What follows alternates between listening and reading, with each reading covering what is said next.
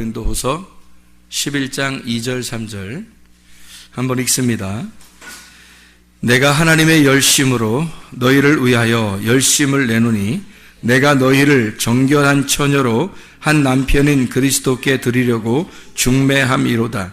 그러나 나는 뱀이 그 간계로 하와를 미혹한 것 같이 너희 마음이 그리스도를 향하는 진실함과 깨끗함에서 떠나 부패할까 두려워하노라. 다시 읽습니다. 고린도서 11장 2절 3절 말씀. 내가 하나님의 열심으로 너희를 위하여 열심을 내노니 내가 너희를 정결한 처녀로 한 남편인 그리스도께 드리려고 중매함이로다. 그러나 나는 뱀이 그 간계로 하와를 미혹한 것 같이 너희 마음이 그리스도를 향하는 진실함과 깨끗함에서 떠나 부패할까 두려워하니라. 아멘. 결혼하는 목적이 뭐죠? 결혼하는 목적이 뭔 것 같아요?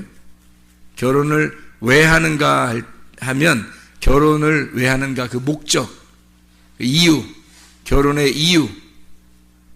정욕적으로 이렇게 만나가지고 그냥 얼렁뚱땅 하다 보니까 이렇게 결혼 생활이 벌써 몇 년 훅 지나가고 뭐 그렇게 뭐 계획을 갖고 그러니까 알고 결혼하는 게 좋을 것 같아요. 사람들이 모르는 사람들이 좀 알고 결혼하면 좋겠. 결혼한 사람들이 생각할 때 결혼 안 한 사람들은 좀 뭔가 알고서 결혼했으면 좋겠다. 그런 교육도 필요하겠구나. 이런 생각도 아마 할 거예요. 뼈저리게. 그런데 결혼하는 건 뭐 모르고 다 결혼해요. 알 때 되면 벌써 죽을 때 된 거란 말이에요. 철 들으면 뭐 죽는다 뭐 이런 얘기도 있잖아요. 그러니까 철 안 들게 자꾸 노력을 해줘야 된다는 거죠. 오래 살게 하려면. 어쨌든 결혼한다는 어떤 이유, 목적이 있어야 되는 거예요. 그 목적이 뭐냐면 결혼한다고 하는 게 뭘 것 같아요? 결혼한다는 게 왜 이유가 자손 번식이죠. 자손 번식. 자손 번식이라는 게 뭐예요? 자손 번식이라는 게 자손을 낳는 거예요. 자손을 낳아서 자기도 족보에 기록이 돼서 이름을 남기는 게 그 자손을 번식해야지만이 그게 가능한 거거든요. 그래서 자손 번식이 이유가 돼요. 결혼의 이유. 성경에서 말하는 결혼의 이유. 성경에서 말하는 결혼의 이유예요. 자손을 번식하는 거. 그거보다 더 중요한 게 있을까? 혹시? 그거보다 더 중요한 게 있을까? 자손을 번식하는 것보다 더 중요하다, 뭐 덜 중요하다 그런 건 아닌데, 결혼하는 이유를 성경적으로 다른 의미로 잡는다면, 저는 이렇게 이야기를 하고 싶어요. 결혼이라고 하는 건 동행이다. 이렇게 동행한다. 그래서 동행하는 것이 결혼의 이유, 목적이다 하는 거예요. 사람들이 아기를 낳을 수도 있고 아기를 못 낳을 수도 있잖아요. 그런데 아기를 낳는 사람이나 못 낳는 사람이나 아기를 낳으면 자손이 번식돼서 뭐 열매를 맺었다는 것으로 뭐 이유가 되겠지만 아기를 못 낳는 사람들도 있잖아요. 그렇다고 해서 이 사람들을 뭐 하나님의 버린 카드라 이렇게 말하기는 어렵잖아요. 아기를 못 낳았어도 그 사람들에게 결혼할 수 있는 이유가 있어야 되죠. 그러면 그 이유, 남편과 아내가 함께 둘이 동행하는 겁니다. 동행하는 거. 그러니까 예수 그리스도를 우리가 신랑 되신 예수님을 우리가 신부가 만나요. 만나면 성경에서는 뭐 해야 된다고 그래요? 동행한다 그래요. 동행한다. 그러니까 예수님과 함께 계속 같이 동행한다. 이거를 결혼 생활이라 그렇게 말하는 겁니다. 그래서 에녹이라고 하는 사람 아시죠? 에녹이라는 사람은 하나님과 어떻게 했어요? 동행하셨다. 그래서 동행했다. 그래서 하나님이 이 땅에 있지 못하게 하나님이 데리고 가신 거죠. 동행하다 보니까 주님과 동행하니까 이 땅에서 동행하니까 하늘나라로 데려가더라는 거예요. 그러니까 이 땅에서 동행한다는 것은 에녹이라는 사람이 하나님과 동행했다고 하는 건 누구하고 동행했다는 말이에요? 뭐하고 동행했다는 거예요?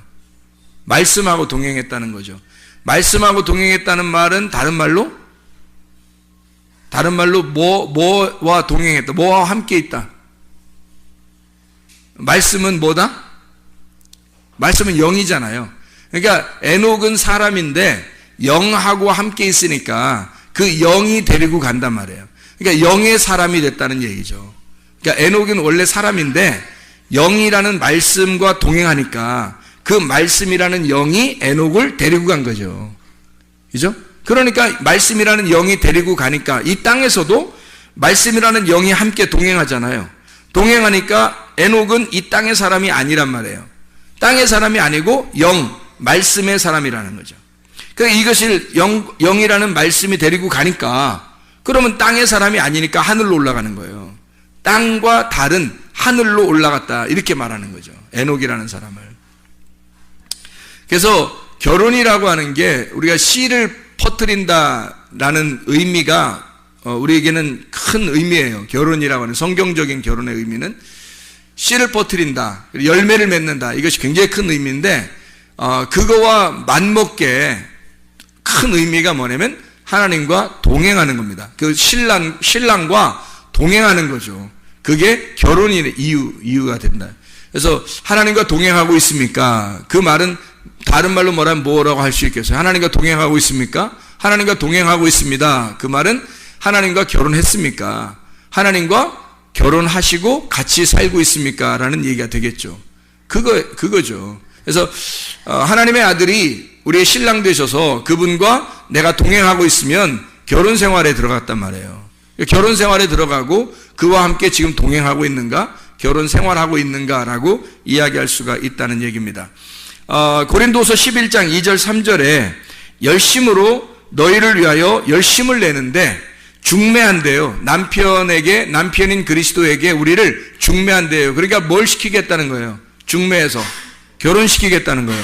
결혼시켜서 그 결혼시켜가지고 함께 살게 하려고 하는데 3절에 보니까 뱀이 나는 너희들을 예수 신랑에게 결혼시켜서 함께 살게 하려고 동행하게 하려고 했는데 이 뱀이 하와를 꼬셔가지고 이렇게 진실함과 깨끗함에서 떠나가지고 부패하게 만들었으니까 너희들도 그렇게 뱀이 와서 꼬여가지고 너희들을 부패할까 두렵다 하는 거죠. 그러면 여기서 예수님하고 신랑인 예수님하고 결혼을 시켜가지고 이렇게 살게 하는 것은 뭐를 의미하는 거고 하와라는 사람을 여기 뱀이 와서 하와를 꼬셔가지고 부패하게 만드는 것은 뭐를 의미하는 걸까요?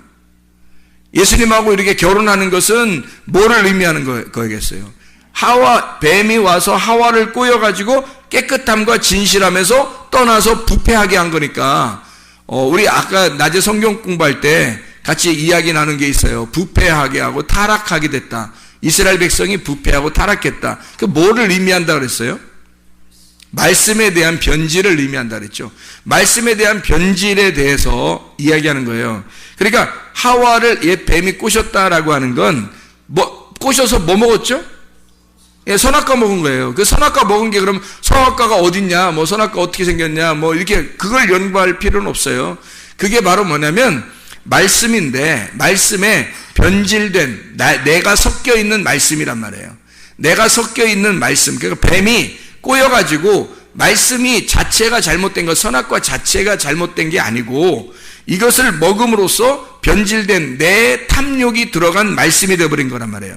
그러니까 나의 욕심이 함께 들어간 말씀이 됐죠. 선악과를 보니까 먹음직스럽고 보암직스럽고 탐스럽단 말이에요. 그래서 그걸 갖다가 먹은 거죠. 그러면 뭘 먹은 거예요? 나를 먹은 거죠. 내가 탐스럽게 보이고 저게 먹음직스럽게 보이고 이렇게 보암직스럽게 보이니까 그거를 내가 먹었으니까 결국 내가 내 마음을 거기에 담아서 이걸 먹어버린 거 아니에요. 그래서 선악과를 먹은 것이 너의 탐욕이죠. 너의 탐심, 너의 마음이 거기 들어가 있다는 거예요. 그게 선악과죠. 선악과는 간단한 겁니다. 내가 중심이 된 말씀이에요. 그럼 생명나무는요, 내 마음이 들어있는 게 아니라 무슨 마음, 누구 마음이 들어있겠어요? 하나님 마음이 들어있는 게 생명나무라는 거예요. 그래서 내 마음의 틀로 성경을 보면 선악과적으로밖에 못 보여요. 선악과적으로밖에 안 보인다고요. 그러니까 아까 우리가 자세하게 설명했지만 선과 악으로 나누어서도 자기가 선 쪽에 선택을 했다 손 치더라도 선악과란 말이에요. 왜냐하면 이것은 선악이라는 관념으로 나누어 버렸기 때문에 자기의 탐욕, 내가 보는 눈으로 틀을 만들어서 성경을 보니까 이 틀에서 벗어나지를 못하는 거예요. 그러면 그걸 선악과 먹는다라고 이렇게 얘기하는 거예요. 선악과가 어떻게 생긴 게 아니라 말씀을 의미하는 거거든요. 근데 똑같은 이 말씀을 하나님의 틀을 가지고 말씀을 보게 되면 내 틀을 벗어났기 때문에 하나님의 마음으로 성경을 보는 거예요. 그럼 이걸 생명나무라고 그러는 거란 말이에요.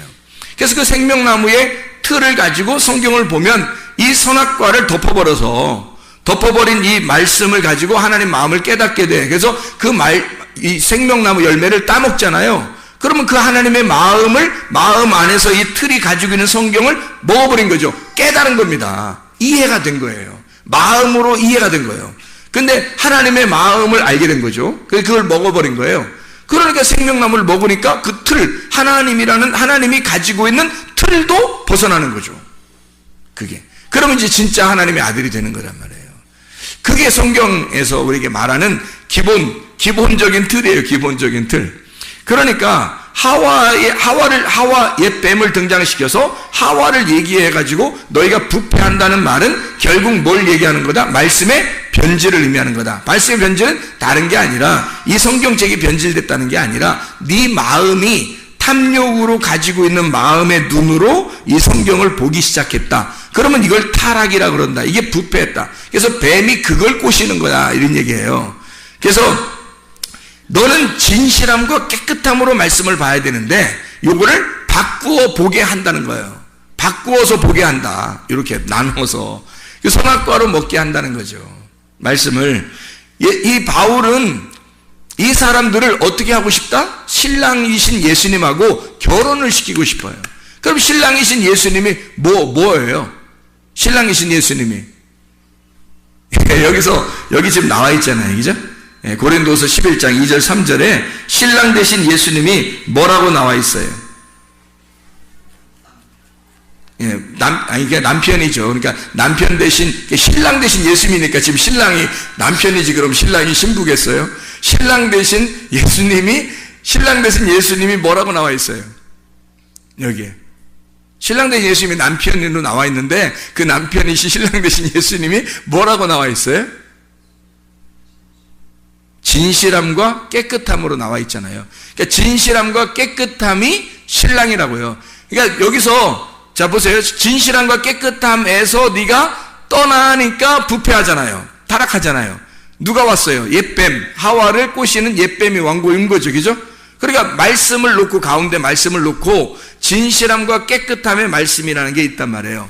진실함과 깨끗함의 말씀이 있는데 옛 뱀이 와가지고 이 세상에 요거를 진실함과 깨끗함에서 떠나게 만드는 거예요. 그러면 내 마음이 담겨서 내 틀을 가지고 요거를 빼내서 이거 성경을 보기 시작하는 거예요. 그러면은 부패하게 되는 거란 말이죠. 근데 너는 어떻게 봐야 돼? 신랑 되신 예수님이라는 진실함과 깨끗함으로 성경을 봐야 된다는 거죠. 그죠? 신랑 되신 예수님하고 진실함과 깨끗함으로 성경을 본다는 말은 다른 말로 말하면 뭐가 될까요? 신랑 되신 예수님하고 동행한다는 얘기가 되는 거예요. 다른 말로 동행은 뭐라고 할까요? 결혼이라고. 신랑 되신 예수님하고 결혼했다. 그 말은 뭐라고요? 진실함과 깨끗함으로 결혼했다는 거예요. 진실함과 깨끗함이 뭔데? 말씀. 그래서 말씀이신 신랑 되신 예수님, 그분이 진실함과 깨끗함이고 거기에서 너가 포함되면 부패해버린다는 거죠. 네가 포함되면, 네 마음이 거기에 들어가 버리면, 자, 성경 말씀 자체는 잘못된 게 아니에요. 근데 내 마음으로 성경을 보면 이건 타락해버린다는 거죠. 내 마음으로 성경을 보면. 그러니까 내 틀을 가지고 벗어나지 못하고 성경을 보는 것 자체가 하나님을 모르는 거잖아요. 하나님을 모르는 게 뭐냐면 죄예요. 죄라는 건 관역에서 멀어졌다는 얘기예요. 관역에서. 그러니까 하나님의 원래 의미에서 벗어났다는 얘기입니다. 그러니까 그 죄에서 의롭게 되려면 그 벗어난 데서 돌아와야 되는 거예요. 하나님하고 가까워졌다. 그러면 하나님과 동행한다는 말은 뭐예요? 아까 뭐라 했어요? 하나님과 동행한다는 말은 결혼이라 그랬잖아요. 그러면 관역으로 딱 들어왔다 그러면 하나님과 동행하는 거고, 동행한다는 말은 같이 있다는 얘기잖아요. 같이 함께 있다는 얘기잖아요. 그러니까 여기서 이 관역에서 벗어나면 죄고, 여기서 관역으로 다시 돌아오게 되면 동행하는 거죠. 동행하면 이걸 뭐라고요? 결혼이라고. 그래서 관역으로 다시 돌아오면 결혼했다는 얘기예요. 관역으로 돌아오면 결혼을. 그러면 예수님하고 결혼했는데 우리가 결혼한다는 말은 지금 뭐예요? 뭐하고 결혼했다는 거예요? 말씀. 어떤 말씀? 진실함과 깨끗함이라는 말씀. 그분이 누구라고? 우리의 신랑 되신 예수님이라고. 그 예수님에게서 너 마음이, 너의 프레임, 너의 그 틀이 여기에 딱 껴 맞춰지면 이게 벗어나는 거라고, 이게. 네 마음으로 이걸 잡아당기는 거라고요. 그래서 여기에 있는 관역에서 벗어나게 된다고요. 왜? 네 마음이 들어갔잖아요. 네 마음이 들어갔으니까 네 마음 아니고 하나님 마음으로 봐야 되잖아. 그럼 하나님 마음 안으로 들어가면 동행, 하나님 마음 안으로 들어가면 의로움, 하나님 마음 안으로 들어가면 그걸 결혼이라 그러네. 그럼 그 하나님 마음 안으로 들어가면 결합되었다, 하나가 되었다라는 말이고, 그럼 의로움이라. 근데 여기서 하나님의 마음에서 벗어나면 두 마음이 된 거고, 네 마음이 같이 있으니까 이게 두 마음이고, 그래서 벗어나면 죄, 결혼해서 벗어났다, 떨어져 나왔다 이 말이에요. 결혼해서 떨어져 나왔다. 그러니까 하나님하고 결혼해야 동행하는 건데 함께 있지 않다. 그러니까 결혼해서 벗어난 거죠. 무슨 말인지 알겠죠? 그래서 너를 중매해서 결혼시키려고 하는데, 그 말은 다른 말로 말하면 뭐예요? 관역 안으로 집어넣으려고 하는데, 너를 의롭게 하려고 하는데, 너를 관역 안으로 집어넣어서 말씀을 하나님의 마음 안으로 집어넣으려고 하는데, 마귀가 와가지고 너를 어떻게 한다? 하나님의 마음에서 벗어나게 만들려고 한다. 하나님의 마음에서 떨어져 나오게 하려고 한다. 한마디로 말하면 죄를 짓게 만든다는 거예요. 어떤 이런 죄를 짓는 게 아니에요, 여러분. 성경의 하마르티아는 죄를 짓는 게 아니라 관역에서 벗어나고 빗나갔다는 뜻이에요. 그러니까 여기 가운데 들어가면 결혼이고 하나님과 동행하는 거고, 그걸 의로움이라고 그러고 그걸 결혼이라 그러는 거예요. 에녹이라는 사람이 하나님과 동행했더라. 그 말은 말씀과 하나가 되었더라 그 말이에요. 말씀과 하나가 돼서 말씀과 같이 걸어가고 있더라는 거예요. 그게 동행. 한마디로 말하면 그 말씀하고 에녹이 결혼했더라 그 말이에요. 그래서 그렇게 살고 있더라. 그러니까 그가 계속 아기를 낳는 것도 진리의 말씀을 열매로 낳는 거죠. 그런데 여기서 벗어나게 되잖아요. 그러면 내 마음이 들어가 있는 거. 그러니까 모든 사람들은 노아 시대 때나 에녹 시대 때나 모든 사람들은 다 어떻게 돼 있냐면 말씀에서 벗어난 자, 동행하지 않는 자들이었다는 얘기예요. 그래서 멸망당하는 겁니다. 그 부패하는 게 간단한 거예요. 말씀에서 벗어나는 거를 진리의 말씀, 진실함과 깨끗함에서 벗어나니까 거짓이 되는 거예요. 진실함에 반대니까 거짓이 된 거고, 깨끗함에서 벗어나니까 더러움이 되는 거란 말이에요. 그러니까 말씀 자체가 진실함과 깨끗함이라는 신랑인데, 여기서 벗어나니까 더러움이라고 하는 것과 거짓의 말씀으로 네가 살고 있다라는 얘기예요. 그러면 이 말씀이 뭐 거짓말 잘 치고 있어, 뭐 오른쪽으로 가야 되는데 왼쪽 가라고 하고, 뭐 전봇대 돌아가면 어느 집이 있다고 그러는데 전봇대 돌아가면 집이 없어, 뭐 이런 식으로 거짓말 치고, 이런 거짓말이 아니라는 얘기죠. 그런 게 아니라 말씀에서 벗어났다는 얘기예요. 말씀에서 벗어났다. 여기 들어가면, 요 말씀에 관역 안에 들어가면 깨끗함과 진실함이 있다. 거기서 벗어나면 더러움과 거짓이 있는 것이다. 여기에. 그래서 죄는 벗어난 거고, 관역 안으로 들어가면 의로움이고 결혼이고 이렇게 되는 거죠. 바울은 여기서 이 교회 사람들에게 내가 너희들을 중매해서 예수 그리스도와 결혼시키려고 하는데, 혹시 마귀가 와가지고 너희를 빼내서 밖으로 벗어나게 할 수도 있겠다. 그거 조심해야 된다. 그래서 너희가 그렇게 해서 부패할까봐 내가 참 힘들다. 이렇게 얘기를 하는 거죠. 두렵다. 자, 결혼하는 목적이 자손 번식이죠. 이게 결혼하는 목적 자체가 자손 번식, 다른 말로 말하면 씨를 퍼뜨리는 겁니다. 씨를 퍼뜨리는 게 결혼의 목적이 되는 거예요. 남자들만 그런 목적을 가지고 있는 게 아니고, 여자를 통해서, 남자가 여자를 통해서 씨를 번식하는 것이 이제 그들의 결혼의 목적이 되는 겁니다. 그래서 성경에는 씨 뿌림이라는 게 나오는 겁니다. 씨 뿌린다. 그 마태복음 13장에 보면 그 씨를 뿌리는 자가 나오죠. 씨를 뿌리는 자. 그리고 또 씨를 뿌리는 자가 한 명이 나오는 게 아니라 둘이 나와요. 이 씨를 뿌리는 자가. 공교롭게도 어떻게 둘이 나오냐면 마태복음 13장에 보면 씨 뿌리는 자가 나오는데, 이 씨 뿌리는 자가 13장에 24절부터 24절부터 30절까지 말씀에 씨를 뿌리는데 좋은 씨를 뿌리는데요. 천국은 좋은 씨를 뿌리는데 밭이 여기다 원수가 가라지를 덧뿌린대요. 좋은 씨를 뿌리는 데다가 원수가 가라지를 덧뿌린대요. 24절부터 30절까지 말씀에. 그죠? 그랬더니 둘이 그냥 함께 자라나도록 그냥 둬라 그랬잖아요. 둘이 그냥 함께 자라나도록 둬라. 그러니까 완전히 이거는 이제 어떻게 보면 교회 안에서 자기 마음에 들고 착하고 괜찮은 사람은 그냥 두고 아닌 사람은 좀 뽑아냈으면 좋겠다 이렇게 생각하는 사람들의 생각에 예수님이 아니다. 그런 사람들도 그냥 이렇게 둬라. 이런 말씀처럼 여겨지잖아요. 예수님이 사랑이 많으셔서 그런 것처럼 여겨지잖아요. 근데 여기에 그 씨라고 하는 게 있잖아요. 여기서 씨를 뿌리는 자가 둘이 나와요. 하나는 그 씨 뿌린 자가 인자가 나오고요. 인자. 그죠? 인자가 씨를 뿌립니다. 그런데 그 인자가 씨를 뿌리고 또 누가 씨를 뿌리냐면 악한 자가 씨를 뿌린다. 여기 또 한번 보죠. 36절부터 43절까지의 말씀에 보면 가라지 비유를 설명을 하죠. 가라지 비유 설명하죠. 여기 13장에 여기 보니까 37절에 뭐라고 되어 있어요? 좋은 씨를 뿌리는 자가 누구예요? 인자예요. 인자 좀 말 좀 해볼까? 인자가 누구예요? 예수님을 말하는 거죠. 그러니까 인자라는 원래 뜻은 어떤 뜻이에요? 인자 한번 얘기해 볼까요? 인자가 어떤 뜻이에요? 사람의 아들이라는 뜻이에요. 사람의 아들. 그게 인자라는 단어거든요. 그런데 예수님이 사람의 아들로 철저히 하나님인데 사람의 아들로 오셨다. 그렇게 해서 자기를 인자라고 이야기한 거거든요. 그럼 왜 인자라는 표현들을 이렇게 자꾸 할까? 예수님이? 인자는 안식일의 주인이니라 이런 얘기도 하고 그러잖아요. 인자. 그래서 그 인자라는 말을 자주 쓰시거든요.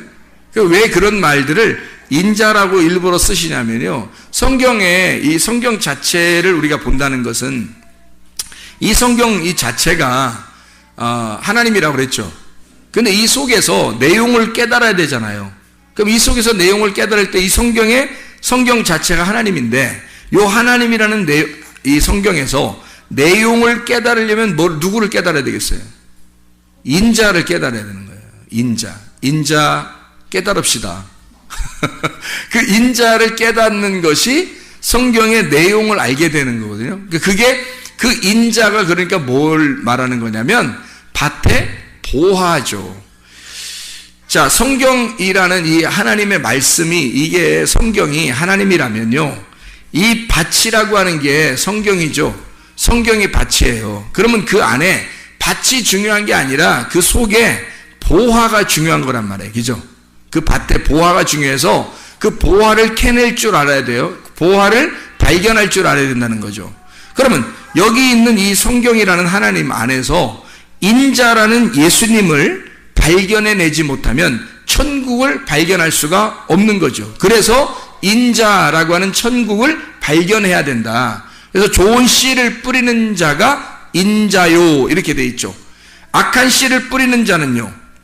악한 씨를 가라지를 뿌린 39절에 가라지를 뿌린 원수가 누구예요? 마귀요. 마귀. 그래서 씨를 뿌리는 것에 대한 이야기가 나오죠. 씨를 뿌리는 자가 누구라고요? 인자. 그리고 하나님의 아들들이 나옵니다. 그렇죠? 하나님의 아들들. 그런데 우리가 이제 여기서 잘 알아야 될 것은 하나님의 아들들이 나오는 것이 이 하나님의 인자를 통해서 인자가 씨를 뿌려가지고 하나님의 아들들이 나오니까 하나님의 아들들이 엄청 많이 이렇게 나오는구나 라고 생각하지만 사실 여러분이 성경을 볼 때 그렇게 보면 내 눈으로 보는 거란 말이에요. 내 틀을 가지고 역시 성경을 보는 거죠. 다시 한번 하나님의 틀을 가지고 성경을 보기 시작하면 원수 마귀가 뿌린 것은 가라지예요. 가라지가 원래 그 밭에 이렇게 논밭에 가면 가라지가 훨씬 더 큽니다. 가라지가 훨씬 더 크고 강해요. 튼튼하고요. 곡식보다요. 이게 가라지가 원래 더 커요. 튼튼해요.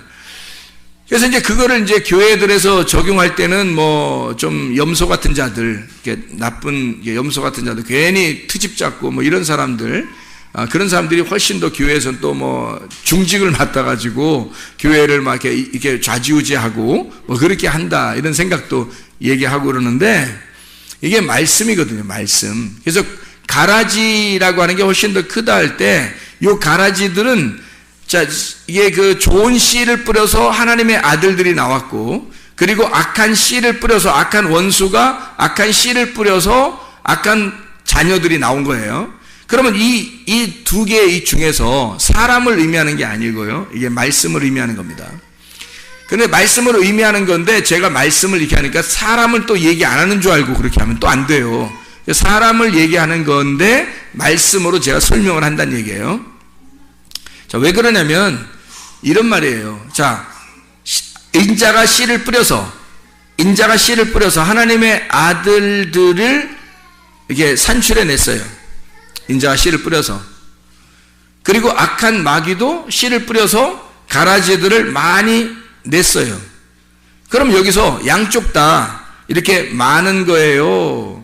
아니면 좀 달라요? 우리의 틀을 가지고 보면은 양쪽 다 많은 거죠. 양쪽 다. 그런데 하나님의 틀로 한번 생각해 보자고요. 악한 원수가 뿌린 씨앗은 많습니다. 많고요. 그 가라지들은 많다. 그런데 하나님의 아들들은 하나예요. 하나님의 아들들은 하나. 왜 이렇게 이야기를 하냐면 하나님의 아들이라는 그 씨, 좋은 씨를 뿌린 자가 누구예요? 인자란 말이에요.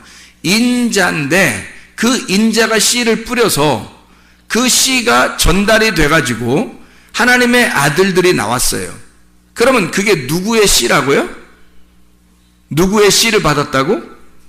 인자의 씨를 받았잖아. 그러면 그 하나님의 아들들이 결국 누구의 씨라는 거예요? 인자의 씨라는 거예요. 그러면 그 하나님의 아들들은 여러 개겠어요? 아니면 하나겠어요? 하나예요. 인자의 씨를 받은 자들이잖아. 인자가 누구라고요? 예수님, 하나님의 아들은 하나밖에 없어요. 하나님의 아들이 여럿이 있는 게 아니라고. 하나님의 아들은 하나라고요. 독생자 하나. 그래서 하나님도 하나. 하나님의 아들도 하나라고 설명하려고 하는 거예요. 그러니까 하나님을 자기 아들로 설명을 한 거예요, 이 땅에. 그러니까 하나죠. 그 인자의 그 하나의 씨를 받은 자는 하나란 말이에요. 거기에 속한 자니까. 그 하나에 속한 자들이니까 하나님의 아들들은 여럿이 아니라 하나가 나오는 거예요. 근데 다른 그 악한 자의 씨앗은요, 많다고요. 악한 자의 씨앗은 많다고. 자, 보세요. 요한계시록을 한번 볼까요? 요한계시록 17장 15절의 말씀에 보면 또 천사가 내게 말하되 네가 본 바 음녀가 앉아있는 물은 백성과 무리와 열국과 방언들이라 이러죠. 많아요? 한 사람이에요?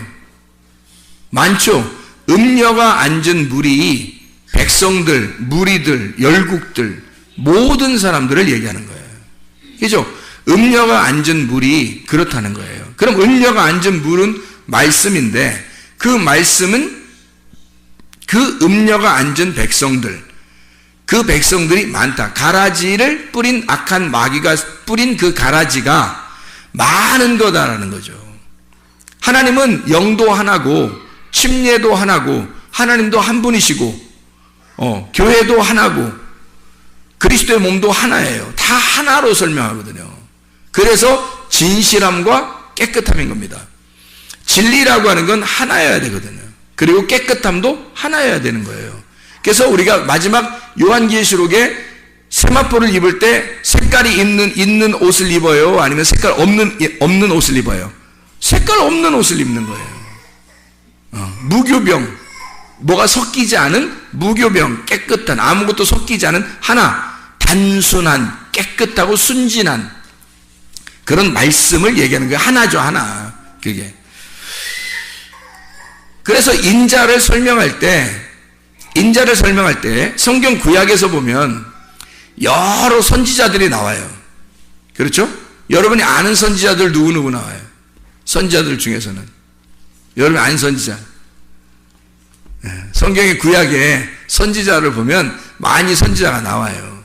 근데 제가 선지자라고 여러분에게 설명할 때 어떤 선지자라고 제가 말할 수 있냐면, 제가 말하면 아담의 아들 중에서 가인이 아벨을 죽이고 누가 아담에게서 태어났죠? 셋. 이게 하나님을 아는 자란 말이에요. 여호와 이름을 부르는 자, 이 셋이라는 사람이 하나님을 아는 자예요. 그리고 이 셋의 자손 중에서 하나님하고 동행하다가 올라간 사람이 있어요. 누구예요? 에녹이라는 사람이 있죠. 그죠? 그 당대에 그러면 여러 명이 올라갔어요. 에녹 혼자 올라갔어요. 에녹 혼자 올라갔잖아요. 그러면 그것도 아쉬운 게 에녹이 낳은 자식들도 있고, 그죠? 에녹에 뭐 부인도 있으니까 자식들도 낳았을 거 아니에요. 근데 에녹 혼자 올라가더라고요. 그죠? 이상하잖아요? 그러니까 셋이라는 그 아들도 하나 나오고요. 그 다음에 에녹도 하나 나오더라는 얘기예요. 그죠? 그 당대에 다 올라가지 않고 에녹 혼자 올라가잖아요. 그럼 노아는요?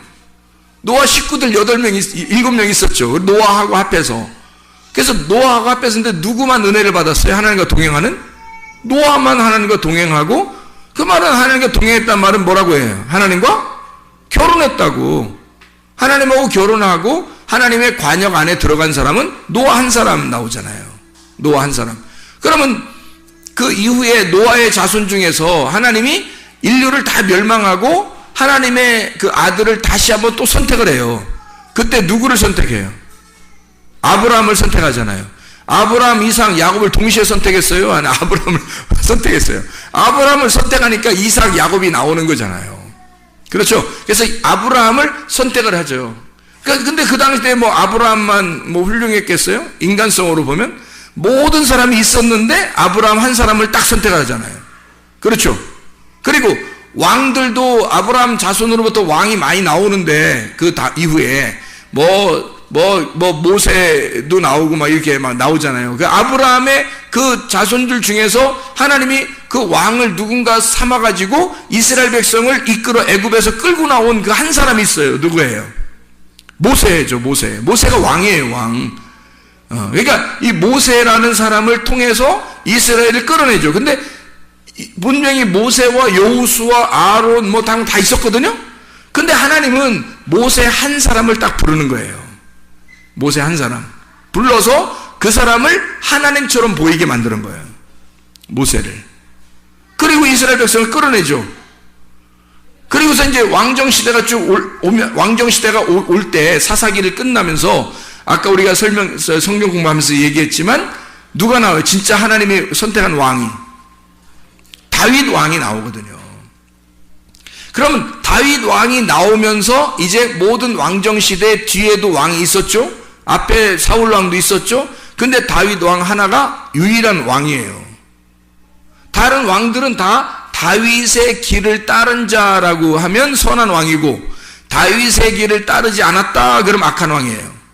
그렇게 딱 구분해버려요. 그러니까 왕은 딱 하나밖에 없는 거야. 누구? 다윗 왕. 그리고 왕정시대는 끝나요. 다윗 왕 하나로. 그리고서 예수님이 나오는 거거든요. 다윗 왕의 자손으로. 그래서 마태복음 1장에 보면, 마태복음 1장의 1절을 보면 뭐라고 나와요? 마태복음 1장 1절에 보면 아브라함과 다윗의 자손 예수 그리스도의 계보라 이렇게 나오잖아요. 네. 뭐 다른 왕들이 있었을 수도 있는데도 아니라는 거야. 그렇게 성경을 쓰는 게 아니라면, 왕은 다윗 하나만 딱 골라놓은 거예요. 하나만. 그러면 자, 왜 제가 지금 하나를 얘기했을까요? 뭘 설명하려고? 인자를 설명하려고. 인자 설명해 보고 싶어서요. 인자 좀 설명해 보고 싶어서 그런 거예요. 자, 셋도, 아담의 이후 셋도, 그 다음에 에녹도, 노아도, 아브라함도, 모세도, 다윗도, 예수도 다 하나로 나오더라는 얘기죠. 그거는 그 시대에, 그 당대에 뭘 설명한 그 사람이? 그 당대의 인자였던 거죠. 그 당대에 그 사람들이 인자였던 거예요. 그러니까 그 사람들은 하나님이 자기를 이 하나님의 그 프레임 속에서 자기를 이 사람이 살게 함으로써 아브라함이 아브라함의 인생을 살게 하고 다윗이 다윗의 인생을 살게 하고 노아가 노아의 인생을 살게 하면서 앞으로 나올 예수 인자를 그들이 살게 하는 거예요. 그래서 인자의 삶을 그들이 삶으로써 인자를 보여주는 거죠. 이해가 되겠죠? 그래서 인자는 항상 둘이었다 하나였다. 그래서 인자라는 하나의 씨를 받은 자들 그의 씨를 받은 자를 인자라 하는 거란 말이에요. 그러니까 당연히 하나님의 아들들은 하나겠어요? 여럿이겠어요? 하나가 맞죠. 그리고 교회에 이제 여러 사람이 모였어요. 그럼 하나님의 말씀을 딱 받았네요. 그러면 진리의 말씀, 진실함과 깨끗함의 말씀을 받았어, 어떤 사람이. 근데 저쪽 사람도 진실함과 깨끗한 말씀을 받았어요. 그러면 저 사람과 이쪽 사람은 둘이에요, 하나예요? 하나라는 거죠. 왜? 한 말씀을 받은 거니까. 그에게 한 말씀이 들어간 거니까. 다시 말하면 인자의 씨가 들어간 거죠. 인자의 씨가 들어가니까 그가 하나인 거지. 그래서 하나님의 아들들은 여럿이 아니라 하나인 거라. 그래서 하나님의 아들을 처음 창세기부터 요한계시록까지 하나님의 아들은 하나밖에 없는 거란 말이죠. 이해가 되겠습니까? 예. 그리고 악한 자들은요, 백성들과 열국들과 무리들과 수많은 사람들, 그 많은 각자의 말을 가진 자들, 그 각자의 프레임 속에 자기를 집어넣어 자기의 틀을 가진 성경을 믿는 자들이란 말이에요. 자기의 틀을 가지고 성경을 믿는 그 사람들, 자기 틀이 안 깨진 거예요. 자기 틀이 안 깨진 그 수많은 백성들 위에 음녀가 앉아있다는 거죠. 그러면 밑에 있는 그 사람들은 다 뭐예요? 음녀들이 되는 거란 말이에요. 그래서 음녀들의 큰 어미와 같은 자가 큰 바벨론, 그 혼합된 말씀을 가진 자 바벨론이란 말이에요. 그게 음녀라는 거죠. 그러니까 진실함과 깨끗함의 그 말씀을 가진 구원이라는 게요. 구원이라는 게 예수님을 만나 씨를 받으면 구원받는 거예요. 그러니까 난자가 정자를 만나서 이렇게 둘이 인사하잖아요. 그러면 이게 구원이에요. 성경에서 말하는 씨를 만나는 거거든요. 만남이에요, 만남. 이 밭의 종류에 따라서 씨가 들어가는데 밭의 종류가 4종류예요. 길가밭, 가시밭, 돌짝밭, 좋은 밭. 좋은 밭에서만 씨가 열매를 맺어요. 그러니까 문제는 씨에 있었던 게 아니라 밭에 있는 거죠. 문제는 씨가 있는 게 아니에요. 밭에 있는 거란 말이에요. 그래서 밭에서 이 세 개의 나의 틀을 깨고 좋은 밭이 돼서 나를 풀어버리면 그게 씨가 들어가 씨가 스스로 일을 한다는 거죠. 씨가 스스로 일을 해서 그 씨가 열매를 맺는 거예요. 우리 밭에 들어와서 그거를 결혼을 통해서 사람들에게 설명하는 거예요. 이 하나님의 말씀을, 그 말씀이라는 씨를 설명하기 위해서 결혼을 시키는 거예요, 사람들을. 이 땅에서. 근데 결혼을 하고 자기가 결혼을 하는 것은 뭐 때문에 결혼하는 거라고요? 정욕으로 결혼하는 거라고. 그게 탐심이라고요. 그 탐심으로 결혼한 거니까 이 땅에 결혼한 모든 사람들은 다 뭐 먹은 거예요? 선악과 먹은 거라니까요. 선악과를 먹는 것이 결혼이었다고요. 여러분이 결혼하는 그 남편들 있잖아요. 또 아내들 만나잖아요. 그 여러분 이 땅에서 만난 모든 사람들은 다 선악과와 결혼한 거예요. 그러니 그 선악과가 자기를 심판할 수밖에 없는 거고, 그 심판하는 선악과가 그 정욕, 탐욕, 보암직, 먹음직, 탐스럽게 하는 선악과였구나. 나의 정욕, 탐심이라는 우상숭배, 이게 내가 다른 걸 만났었구나 라는 것을 하나님으로부터 우리 나왔는데, 원래 하나님이 우리를 만드셨는데 우리가 결혼을 이 땅에 있는 사람과 결혼함으로써 이게 그와 하나가 되는, 정욕으로 하나가 되는 거란 말이에요. 그래서 여러분 다 알고 결혼한 사람이 없잖아요, 이 땅에. 모르고 결혼하는 거라고요. 모르고 결혼하는 게 성경적이고, 원래 알고 결혼해야지 성경적으로 했나요, 제가? 그건 제가 다르게 설명했잖아요. 왜냐면 무슨 말이냐면, 모르고 다 결혼해요. 그게 다 선악과라 결혼하는 거고, 그게 정욕이고 탐욕이란 말이에요. 여러분이 결혼한 거 다 모르고 결혼했죠? 우리보다 더 모르고 결혼한 사람들 얼마나, 인디안들이나 뭐 이런, 거기 아프리카나 어디 이 정글이나 이런 데서 결혼하는 사람들 보세요. 진짜 알고 결혼하는 사람들, 완전 동물같이 결혼하잖아요. 그냥. 이 사람 저 사람 서로 이렇게 하고. 이게 결혼이 뭔지도 모르고 그냥 하는 거예요. 근데 우리가 성경을 통해서 보면 결혼이라는 게 굉장히 신성한 거란 말이에요. 그러니까 이 땅의 정욕적인 것으로 탐욕으로 결혼했는데 그게 음란이었단 말이에요. 여러분의 결혼은 다 음란입니다. 솔직히 음란 없이 결혼하는 사람 누가 있어요? 다 음란으로 결혼해요. 선악과로 결혼하는 거라고 이게. 그게 정상이라고 했잖아요. 그게 정상이고 이 결혼을 통해서 이제 뭐를 깨달아야 되는 거예요? 생명나무를 먹어야 되는 거라고. 생명나무를 깨달으러 가는 거예요, 여러분이. 그게 선악과 먹고서 그대로 죽어버리지 말라고. 그러니까 결혼한 것으로 이게 만족이, 이게 끝인 줄 알고 요거 선악과 먹고서 죽어버리지 말. 그게 선악과라니까요. 여러분 이 땅에 결혼한 자체가 선악과라고 이게. 여기서 그 아내를 보고 남편을 보고 성경을 깨달아야 되는 거예요. 성경을 깨달아 이게 이런 식이었구나. 이게 말씀이라는 게 내 틀을 가지고 결혼했잖아요. 내 틀을 가지고 결혼한 것이 그게 선악과니까. 그게 정욕이니까. 여기서 벗어나면 하나님의 틀로 갈 거 아니에요. 하나님의 틀로 가는 것이 구원이에요. 생명나무란 말이에요, 거기가. 그쪽 생명나무로 가는 거예요. 말씀을 깨닫는, 결혼이 이런 거였네? 와, 세상에 결혼이 이렇게 거룩한 것이었구나. 내가 뭣도 모르고 결혼했. 그래서 결혼한 사람이 후회 막심해야 되는 거예요, 원래. 3년 지나면 다 것 같다 하면서 후회하고 그러는 게 그 성경적이에요. 3일길을 간 거잖아. 3년을 지나서 3일길을 가고 보니까 1년은 1일이고 1일이 1년을 해서 3일길을 딱 가고 나니까 3년 지나니까 다 똑같더라 이거야. 응? 다 죄인이더라 이거야 이게. 그걸 깨닫고 내가 결혼한 것이 이게 뭐냐 도대체 이럴 때 그 자신의 그 자책감 속에 살을 때 그때 주님을 만나는 거예요. 말씀을 깨닫는 거예요. 말씀을 깨달으니까 이제 색다르게 보이는 거죠. 다르게 보이는 거야 이제. 그래서 생명나무의 열매를 먹고 결혼이 보이는 거예요 이제. 그럼 그때부터 알고 결혼 생활하는 거예요. 그러니 기독교인들은 결혼 생활이 점점 밋밋해지는 게 아니라, 결혼 생활에서 점점 재미없는 게 아니라, 기독교인들은 결혼 생활이 점점 재밌어야 되는 거예요. 생명나무 먹는 길을 알게 되니까. 결혼을 통해서밖에 이해가 안 되거든 이게 성경이.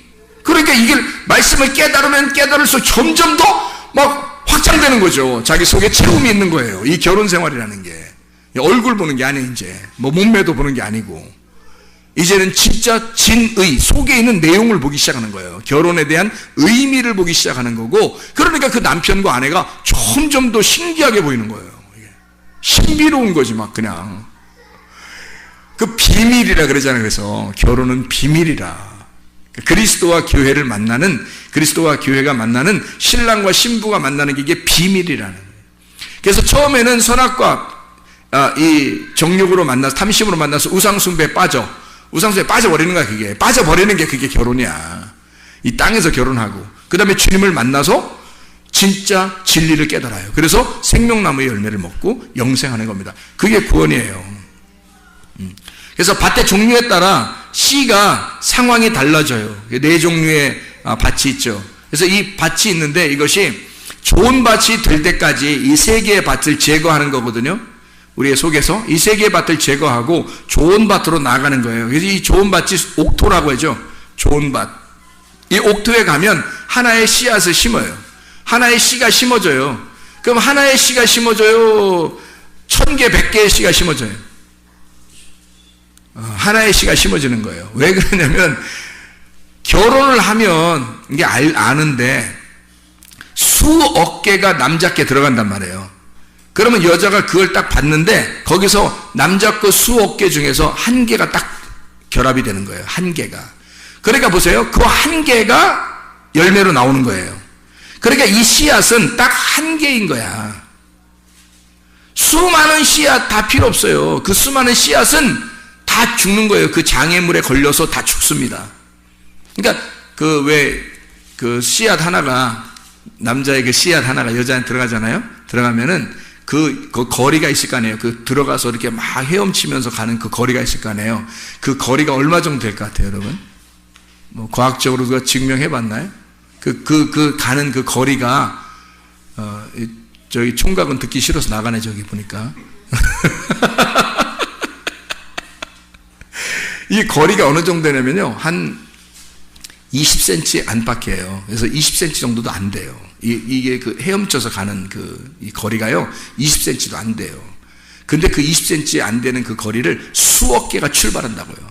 수억 마리가 출발하는데, 이게 어느 정도 출발하면, 건장한 남자가, 잘 들어요. 건장한 남자가 철인 5종 경기를 5km를 철인 5종 경기로 장애물을 극복해서 한 번도 쉬지 않고 달려가야지만이 도달할 수 있는 거리. 이게 그 씨앗 하나가요, 하나가 딱 이렇게 착상이 되기 위해서 수많은 이 수억 개의 씨들과 경쟁을 합니다.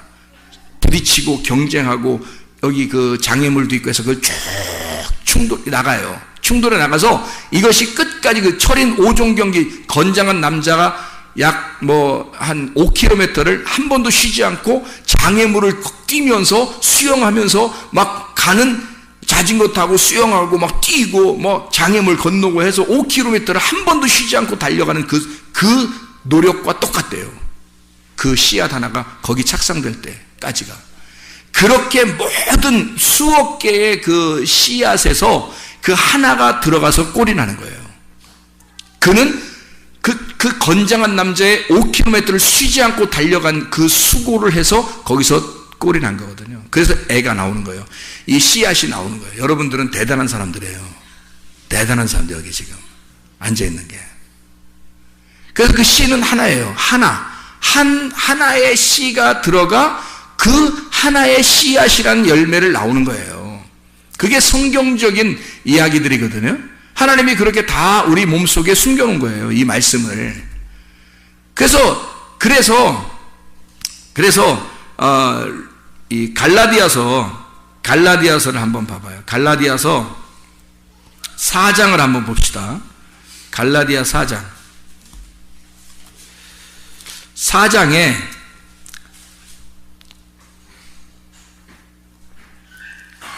갈라디아서 4장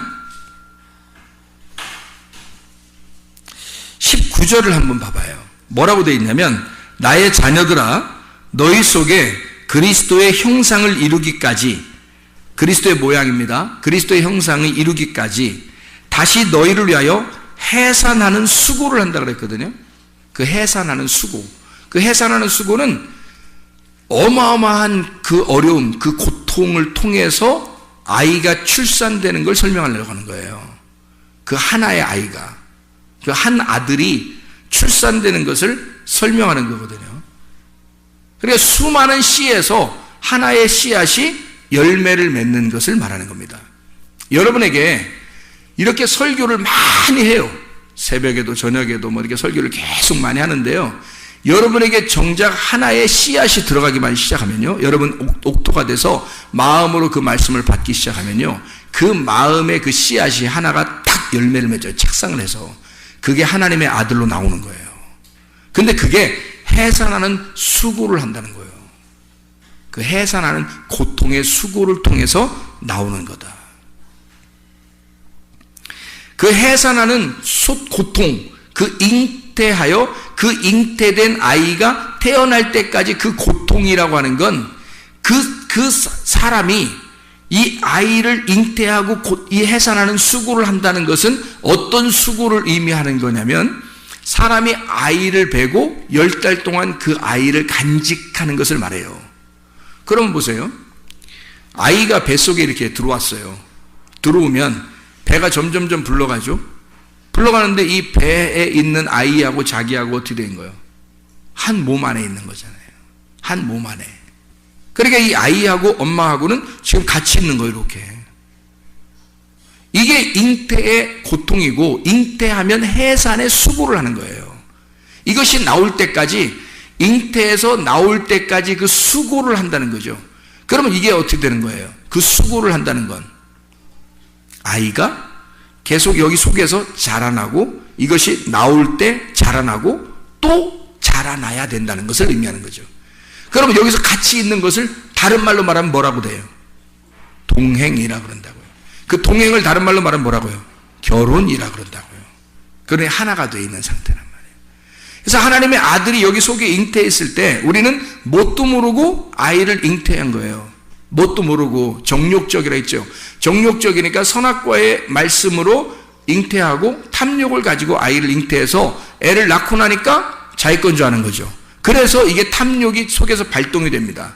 그래서 아이가 태어났을 때 이상하게 자기하고 일치를 시키고 싶고 이상하게 자기가 보이고 그래서 이 아이가 딴 하나님 거 같지가 않고 내 거 같은 거예요. 그래서 이게 자꾸 탐욕으로 보기 시작하는 거예요. 그래서 이 자녀를 통해서 나를 키우는 거죠.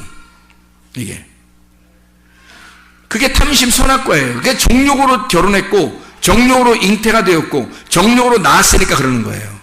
이것을 말씀으로 이제 잉태가 무엇이다라는 걸 깨닫고 그리고 아이가 태어난 것이 하나님의 아들이라고 하는 것이 하나의 씨가 나온다는 것을 설명하려고 그 말씀 하나가 우리의 속에서 씨앗이 되어서 열매를 맺고 나온다고 하는 것을 우리가 알게 되면 그 다음에 이 아이를 볼 때 어떻게 보이겠어요?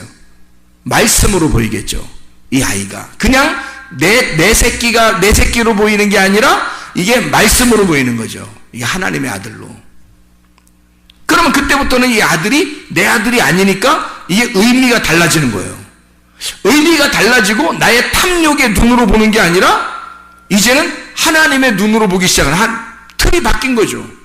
이 프레임이 바뀐 거예요. 하나님의 눈으로 보는 거죠. 그러니까 처음에는 선악과로 먹는 게 맞아요.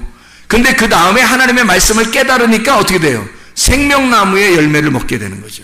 그러니 자녀를 볼 때도 생명의 나무로 보는 거고요. 남편과 아내를 볼 때도 생명의 나무로 보기 시작하는 거란 말이에요. 어때요? 선악과에서 선악과를 먹는다는 얘기는 선악과와 동행한다는 얘기고 선악과와 결혼했다는 얘기예요. 자, 생명나무를 먹는다는 얘기는 생명나무와 동행한다는 얘기고 생명나무와 결혼했다고 하는 얘기예요. 이해가 되겠죠? 그러니까 이게 다 무슨 말씀이에요? 다. 이 뭐를 설명하려고 하는 거예요? 여기서 선악의 열매 말씀과 생명의 열매 말씀을 설명하려고 하는 거죠. 그러니까 너희가 먼저는 뭐예요? 하와, 옛 뱀으로부터 하와가 부패한 말씀을 얘기하는 거고 그것을 바로 잡아주기 위해서 너희를 그리스도와 중매하고 싶다는 얘기예요. 그죠? 그리스도와 중매하고 싶다. 그러니까 중매라고 하는 건 하나가 된다는 얘기죠. 하나가 된다는 동행이라는 말이고 그걸 다른 말로 결혼이 시킨다. 너희를 결혼시키고 싶다. 너희가 먼저는 누구에게서 결혼이 되었었다? 옛 뱀이라는 하와 아담을 통해서 내려온 선악과로 결혼이 돼 있단 말이에요. 근데 너희가 진실함과 깨끗함에서 결혼하게 되면 신랑이 바뀌어 하나의 씨를 받는 하나님의 아들이 나의 신랑이요 아버지가 된단 말이에요. 그래서 그와 함께 결혼하게 되면 그분과 동행하는 에녹처럼 하나님과 동행하는 에녹이 되는 거고 하나님과 동행하는 노아가 되는 거란 말이죠. 하나님과 동행하는 하나님과 동행하는 우리가 되는 거예요. 이것은 여럿이 내가 있는 게 아니라 그 모두가 다 하나의 인자가 되는 거죠. 하나님의 아들 인자. 그러면 그 인자를 발견할 때 성경이라는 이 프레임 속에서 인자가 발견돼야 거듭난다니까. 그런 그 인자를 깨달아야 거듭나니까 이 노아를 알고 에녹을 알고 아브라함을 알고 다윗을 알고 예수를 알 때 그 전에는 모르고 우리의 눈으로 봤단 말이에요. 그런데 우리의 눈을 벗어나서 하나님의 씨앗이 들어와 이걸 보기 시작하니까 하나님의 눈으로 보기 시작하게 되는 거죠. 아, 인자가 옛날에 있었던 예수 그리스도 그분이 인자라고 자기를 했던 건 구약에 있었던 이런 모든 하나님의 프레임 속에 있었던 사람들을 일컬어 예수가 집약적으로 자기를 인자라고 표현했구나. 그 인자로 표현한 것은 요한복음 1장 14절에 말씀이 육신이 돼서 오셨다. 말씀이 육신이 돼서 오셨다. 이걸 누구라고? 예수라는 인자라고요. 그러면 그 인자라는 예수가 그 당시에 지금으로부터 약 2000년 전에 그냥 그때 사시다가 죽으시고 부활하신 그 예수, 그분이 인자라고 돼버리면 여러분하고는 아무 상관이 없는 인자죠. 그분이 그냥 그렇게 가셨다면 우리하고는 상관없는 인자가 된다고요. 무슨 말인지 알겠어요? 지금 그분이 인자가 되실 때, 사람의 아들이 되실 때 뭐가 뭘로 됐다고요? 말씀이 육신이 돼서 인자가 됐다. 이해가 되겠어요? 자, 구약에 에녹이라는 사람, 셋, 아담의 아들 셋이라는 사람, 그리고 에녹, 그리고 노아, 아브라함, 모세, 다윗, 예수 다 인자예요. 그럼 그 인자가 뭐가 들어간 거예요? 그 사람들 속에? 말씀이 들어간 거란 말이에요. 말씀이 함께 동행하고 있고 말씀과 결혼한 자고 말씀과 하나가 된 사람이란 말이에요. 그 당시에 그 사람들은 그 말씀을 사는 사람들이었다고. 그러니까 하나님의 아들 말씀이 육신으로 들어가 그 안에 하나가 된 말씀과 하나가 된 말씀과 결혼한 말씀과 동행하는 그 사람이니까 그걸 인자라고 하는 거라고요. 그러면 예수 그리스도를 통해서 우리도 말씀이 내 안에 들어오면 말씀이 내 안에 들어와 인자가 지금도 내일도 내일 모레도 계속 인자가 나와야 된다는 얘기죠. 말씀이 육신에게 들어오는 그 생기가 들어온 인자가 있어야 된다는 얘기죠. 이해가 되겠습니까? 그러면 하나님의 아들이 그 인자니까 말씀이 내 속에 들어와 인자가 돼버리면 그 사람의 아들은 성경의 내용 안에 들어간 하나님의 아들이 된다는 얘기죠. 그게 말씀을 깨닫는 겁니다. 그래서 천국 가는 거예요. 거듭난다는 건 인자의 씨를 받아야 거듭나요. 다른 거는 거듭날 수 없다. 그래서 인자의 씨는 어떤 씨라고요? 진실함과 깨끗함이라는 씨라고요. 그게 성령의 말씀이고 진리의 말씀이라고 하는 거예요. 그거와 반대되는 건 더럽고 거짓인 말씀이라는 얘기예요. 그래서 거짓말하는 자들을 거짓 선자라 그러는 거고 더러운 것을 입은 자를 음녀라 그러는 거고요. 그들은 많은 씨를 가지고 있고 많은 열매를 가지고 있어요. 많은 백성들 위에 음녀가 앉아 있고요.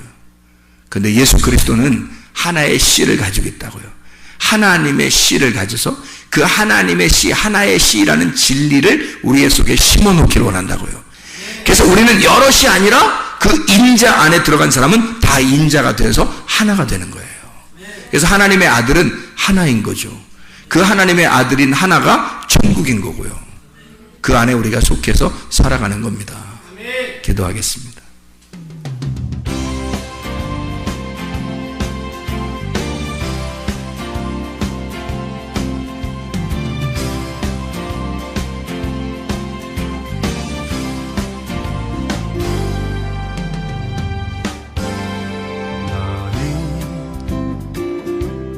너머로 뻗은 나무 가지에 푸른 열매처럼 하나님의 귀한 축복이 삶에 가득히 넘쳐날 거야.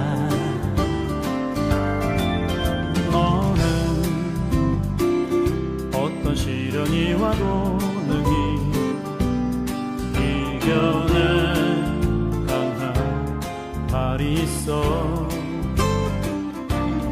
전능하신 하나님께서 너와 언제나 함께 하시니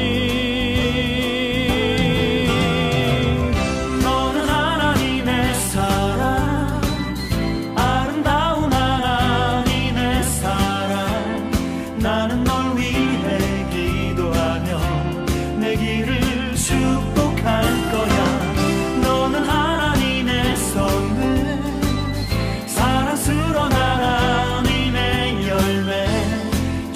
품에 꽃 피우는 나무가 되어줘.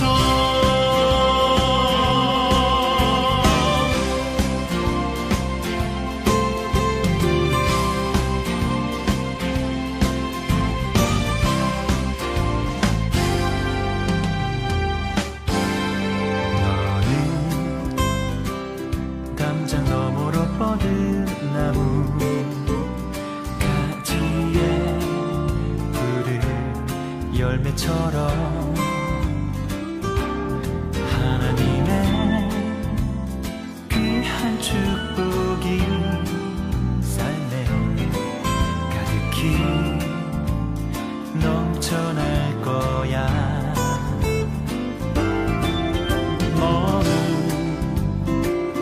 어떤 시련이 와도 능히 이겨낸 강한 발이 있어. 전능하신 하나님께서 너와 언제나 함께 하시니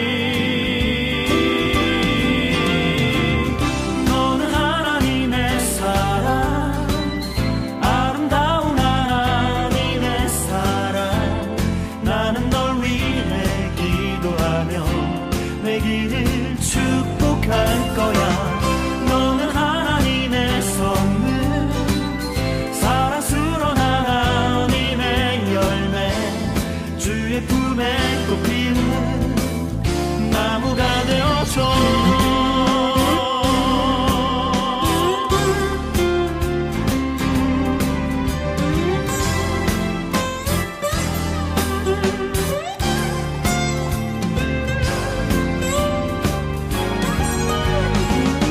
너는 하나님의 사랑, 아름다운 하나님의 사랑.